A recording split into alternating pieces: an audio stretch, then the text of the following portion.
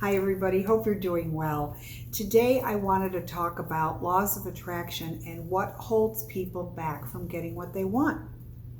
Well, as I addressed in other videos of mine, the power of your thoughts really resonates to what you will bring forth. But what are some of the different things that you can look at by bringing what you want? You know, many times I get a lot of clients now. Here's their big thing. I want to be a millionaire, Susan. When am I going to be a millionaire? And they really mean it. They're not just saying it. They actually see it. And I think the power of social media, is all about if you want to be a millionaire, all you have to do is envision it, blah, blah, blah, blah, blah. And I'm like, oh, God. This is not the best way to go about having an enriched life.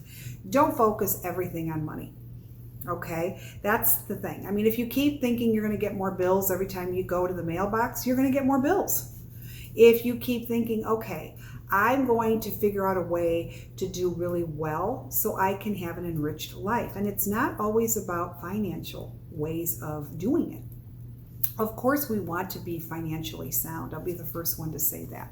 We all do, because we still have to live and we need money to live. But don't put all your bases that you're going to be happy if you had all the money in the world and everything is fine. There's more to life than that. You know, when I see people have vision boards, and I've taught many workshops about this, you don't put the big fancy house on the vision board. You don't put the trip of the lifetime that you want. Instead, put on your vision board your weaknesses in hoping that you will strengthen yourself. So if you need to get more patience and you need to learn that, put that on there. If you need to be more happier, if you need to exercise more, if you need to feel more whole as far as letting the light in your life, those are things you put on your vision board. Why? Because when you actually exercise your weaknesses, you become stronger. And when you become stronger, then more things will follow you, don't you see? You have to be the most healthiest person in your soul, in your spirit, mind, body, and spirit, as they say. You know, people ask me, did you ever want something and you didn't get it? I go, many times. But then I think to myself, okay, it wasn't for me to have. I don't sit there and get upset. There's a time when we're supposed to work really, really hard, because I am not a lazy person. My family is not lazy. We all have incredible work ethics, from my husband to my daughter. And this is just very, very important that I see. But at the same token, it's more than that. You have to some things are out of reach. Did I ever ask to be a millionaire? No, because it's not important for me. I want more of happiness, being fulfilled, having my spirit, as they say, watering our spirit like a plant and having it prosper and grow. There's more to it than that. Enjoying quality over quantity. Waking up every day and not having aches and pains. Believe me, if you're young, you don't understand it, but as you get older, you will.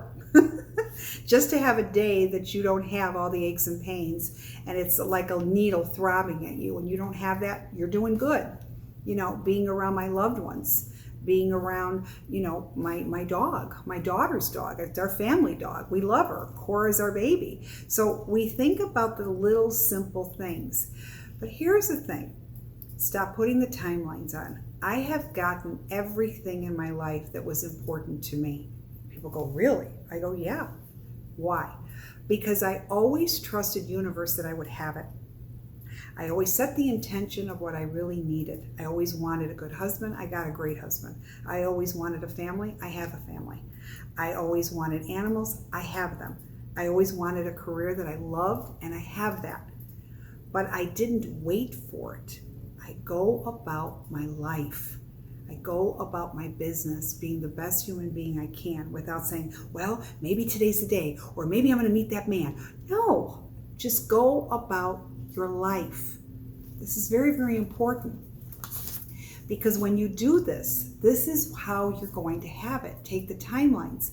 I always believed and trusted in God and universe, always, because God is universe, okay? And I always believed I would have it. I just took away when I thought I am going to receive it. You know, for many of people that follow me, they know that I only, you know, when I got pregnant, it was a very, very hard time. I could not hold children, and I always wanted lots and lots of children, but I can only have one pregnancy, and Alex is the miracle baby. And I say every day to my husband and to myself and to my daughter how lucky we are. Every year for her birthday, I give her a birthday card and I give her a thank you card, because I thank her every day that God brought her to us. So she was meant to be in our lives, and I'm very grateful. But I didn't think, well, I wanted more kids, or when am I going to have a baby? Lost many of them. I didn't hold it, well, I have to have a baby, I have to have it. I thought, hey, whatever's going to be is going to be. Even my husband said that to me. He says, if you have children, you do. If you don't, it's okay. I didn't marry you to be a baby machine. My point was, he helped me go about my life without making this something that was too much, okay? And this is important. So think about the things that you want that's important. Address that to the universe that you would love to have it, and let it go. That is truly the secret. You know that old saying, well, if you envision it, you will have it. There's devil advocate with that. You can envision it, but you need to let it go. Don't harp on the vision to the point where it's going to get you confused, because what I'm starting to see is people that are hanging on to it, and that's all they are. They're like, they can't think past their nose, and that's too much, and it's not healthy. All right? So that's what I'm talking about. Think about what really, really, truly will make you happy. Let's set money aside for about a minute. What really would make you happy? Those are the things that you want to envision. Not the beautiful Prada shoes and the beautiful $3,000 outfits, because in truth, it'll make you happy for about a day a week, but it's not long term. I'm not talking about those things. I'm talking about things that really mean something. If you have children, you know, spending time with your kids growing up and hearing the memories that you created with them from their perspective.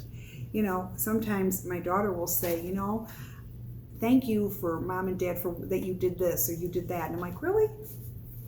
And that's important. I asked my daughter once, if somebody asked you, did you have a happy childhood? I was kind of curious to see what she would say. I says, what did you have a happy childhood? And she said, yeah, I had a great childhood.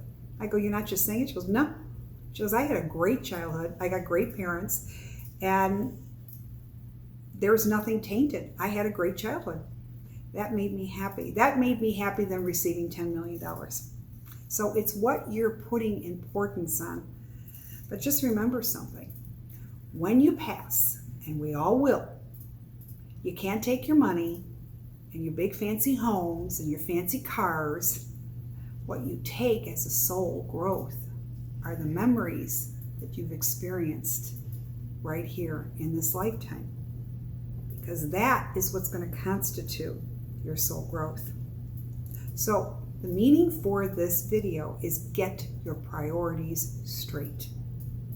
Because this is the problem why people are not seeing what they want and they're not receiving it, because they have the wrong mindset. You have to get in line to what is really important, not so much the materialism. When you see people on Facebook, look at me, look what I got. Who cares? You know what I do? I scroll. It means nothing. You know, and I said this one time to somebody, I said, the day that you die, and if somebody was going to talk about you, what would your eulogy entail? What would be the memories that you are leaving to people? What would they remember about you? What would they say about you? Would they say that, gosh, she was so nice. She's always helped. She always made me laugh. Oh, I just love her. God, I'm going to miss her. And people start crying. Or people are going to say, you know what? That guy was such an asshole. Plain and simple. Or he was so cheap. Or he never did anything nice. Or she was so selfish, it was always about her. Pay attention to the legacy that you're going to leave. Because one day, and you know, we all say, we all have a turn, and I would like to know that when it's my turn, that people are going to remember good things that I left, how I maybe taught people, how I helped them, how I was able to let them see things. And yes, I do have a funny side to me, and how people say, my God, you make me crack up. I have many close friends that will say that get to see that side of me. Yes, I'm human and I could be silly, but these are things that I want people to remember about me, how I could have helped them and how I could have made this world a little bit of a better place. All right? So keep that going and you will get what you really want in such a profound way. You do that, you're good. All right? You take care. Subscribe to YouTube, Facebook, Instagram, more videos to come. Keep the questions coming. I will address them. Have a very productive and blessed week to all of you. Bye-bye.